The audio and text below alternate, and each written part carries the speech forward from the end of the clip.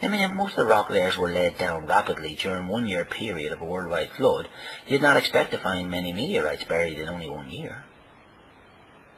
However, if the sediment was laid down over billions of years, there should be multiple billions of meteorites buried within the layers. Duh, can you see it? Think about it now.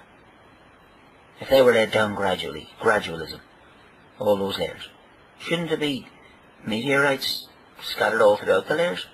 And the fact that we find so few, and there should be billions of them, is another possible evidence for the rapid accumulation of the sedimentary layers of the young Earth. Suppose you walked into an empty room and found a smoking cigar. I mean, this is an image created by Bruce Malone, and I'm using it. Suppose you walked into a room and found a smoking cigar. I mean, you could assume that the cigar was very old and had only recently burst into flames. A more logical conclusion would be that someone had recently been there to light it. Don't you think so? The universe is full of similar smoking cigars. I mean, for instance, firstly, all planetary rings still show intricacies, which should have long ago disappeared. They should be all uniform, but they're not. Secondly, all known comets burn up their material each time they pass around the sun, and they should have a maximum life expectancy of 100,000 years. They should be all gone, guys. And we don't see any new comets being created. That's the problem with the comets. They imagined comets being created from the Kuiper Belt and all that, but that hasn't been observed. You can see some Kuiper Belt objects with this in, but I mean, they're too huge to have come from there, so you're not giving me all the story. The Oort cloud as well is another place where they're supposed to have come, and the Oort cloud hasn't even been seen. I mean, the guy, Jan Oort, who proposed it, he hasn't even seen the Oort cloud. So those comets should all be gone. Thirdly, the outer solar system planets should have long ago cooled off. Still too warm. Fourthly, the spiral galaxies should have long ago unspiraled, and the uneven dispersion of matter in the universe should have long ago dispersed. I mean, scientists working from the preconception that the universe is 10-20 billion years old have suggested the controversial and complicated possibilities for how these types of, I would say, transient phenomena can still exist, but their explanations are based more on faith, not in science. The simpler explanation is that these smoking cigars are smoking because they're young. Well, what about dating methods, which do seem to indicate that things are very old? I want to just discuss it a bit, but there's a lot of assumptions in the dating. For instance, carbon-14 generation rate has never significantly changed. I mean, this method doesn't date the age of the Earth, but understanding it can have a profound effect on your interpretation of the Ice Age and the Stone Age. I mean, a recent worldwide catastrophe would have caused an enormous change in the total amount of carbon in the Earth's biosphere. And that event would have completely invalidated one of the basic assumptions of the carbon-14 dating method. For instance, a known carbon-14 to carbon-12 ratio throughout the measurement period. They assume the ratio has always been uniform, but it hasn't. And it leads to excessively old dates for organisms alive shortly after this flood. This problem with carbon-14 dating assumptions, I'm going to be describing it now.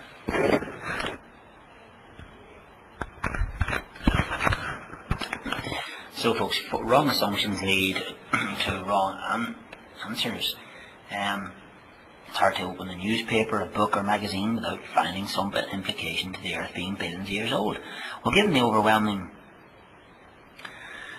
barrage of these statements, it's understandable why so many people have trouble considering the possibility that the Earth might be only thousands of years old. I mean, that wrecks their brain. But let's consider it. There's an intriguing possibility that the Earth may be much younger than billions of years. Now let's look at it. I mean, despite what we've been led to believe, there are no dating methods which give an absolute date for the formation of the Earth. I want an absolute date, please. Well, they can't provide me with one. And all dating methods are based on non-provable assumptions about some event in the past. And also, there is a strong bias to reject any dating method which doesn't allow enough time for evolution to have happened. That just shows you how strong the bias is. I mean, to understand the validity of any date, the reader, or you listening to this, you have to gain an understanding of how all the dating methods work. Let me ask you a question. I'm going to show you an illustration. Suppose you got up at 6 o'clock in the morning, and you happen to see a friend of yours who lives in a nearby town, and he's walking about 2 miles an hour, and you know he lives 16 miles away, right?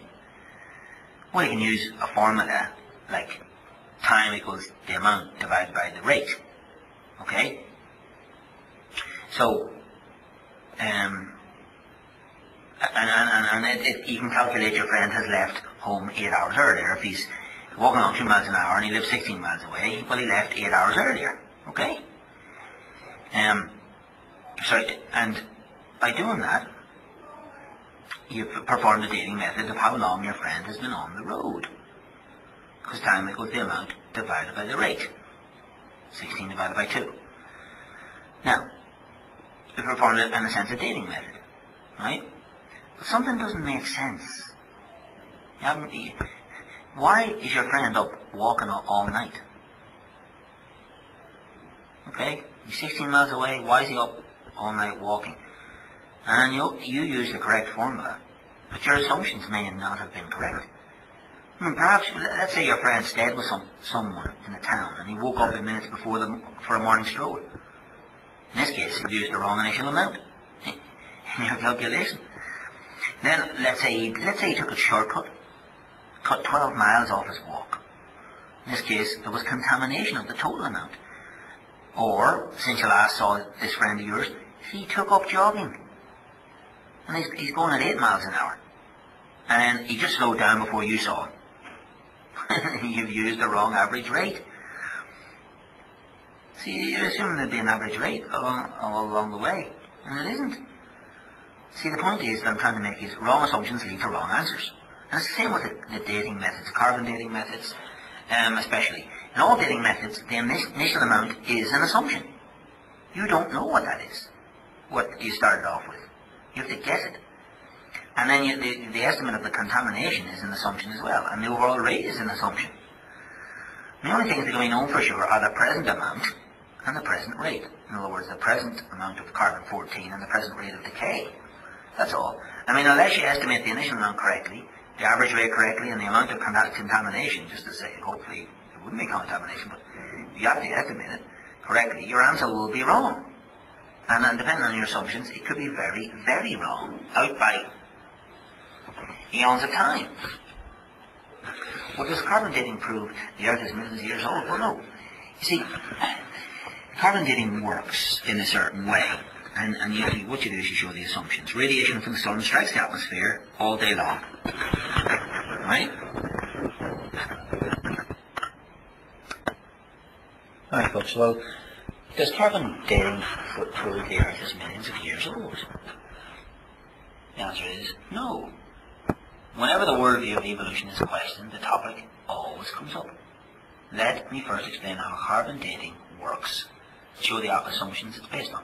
Radiation from the sun strikes the atmosphere of the Earth all the time. And this energy converts about 21 pounds of nitrogen into radioactive carbon-14. And this radioactive carbon-14 slowly decays back into normal, stable nitrogen. Now, extensive laboratory testing has shown that about half of the carbon-14 molecules will decay in 5,730 years. This is called the half-life. And after another 5,730 years, half of the remaining carbon-14 will decay, leaving only a quarter of the original carbon-14. So it goes from a half to a quarter to an eighth, etc. And in theory it will never totally disappear, but after about 5 half-lives, difference is not measurable in any degree of accuracy. This is why most people say carbon dating is only good for objects less than 40,000 years old. Nothing on Earth carbon dates in the millions of years, because the scope of carbon dating only extends a few thousand years. Now, Willard Libby invented the carbon dating technique nearly in the 1950s, University of Chicago, and the amount of carbon-14 in the atmosphere today is about 0.0000765%. And it's assumed there will be the same amount found in living plants or animals, since the plants breathe carbon dioxide and animals eat plants. I mean, that's all there is to eat, plants and animals. We eat the animals and the plants. So there's carbon dioxide, we breathe it in, and when we die, there's carbon-14 found in us as well. Now, carbon-14 is the radioactive version of carbon. Now, since sunlight causes the formation of carbon-14 and normal radioactive decay takes it out, there must be a point where the formation rate and the decay rate equalizes. It's called the point of equilibrium. Now, the point of equilibrium is like this. If you were trying to fill a barrel with water, but there were holes drilled on the inside of the side of the barrel, as you fill the barrel, it will begin leaking out. At some point, you would be putting it in, and it will be leaking out at the same rate. You won't be able to fill the barrel past the point of equilibrium. The same way, the carbon-14 is being formed and decaying simultaneously. Freshly created Earth requires about 30,000 years for the amount of carbon-14 in the atmosphere to reach this point of equilibrium, because it would leak out as it's being filled. Tests indicate that the Earth still has not reached equilibrium. There's more carbon-14 in the atmosphere now than there was 40 years ago. I mean, it proves the Earth isn't yet 30,000 years old, in a funny sort of a way. It also means that plants and animals that lived in the past had less carbon-14 in them than do plants and animals today. So just this one fact totally upsets the data obtained by the carbon-14 dating. Now, the carbon in the atmosphere normally combines with oxygen to make carbon dioxide, CO2.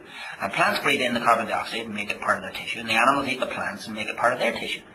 And a very small percentage of the carbon plants take in, what they take in is radioactive carbon-14. So when a plant or animal dies, it stops taking air and food, so it shouldn't be able to get any new carbon-14. Well, that's how the theory goes, okay? And we'll give them that. So the carbon-14 in the plant or animal begins to decay back to the normal nitrogen. And the older an object is, the less carbon-14 it's going to contain. See, 1 gram of carbon from a living plant material causes a Geiger counter to click 16 times per minute as the carbon-14 decays. A sample that causes 8 clicks per minute would be 5,730 years old. I mean, in other words, the sample has gone through 1.5 life, and so on. And 4 clicks a minute would be double that. So, although this technique looks good at first, carbon-14 dating rests on 2 simple assumptions. There's obviously, they're assuming the amount of carbon-14 in the atmosphere has always been a constant, which I don't think it has.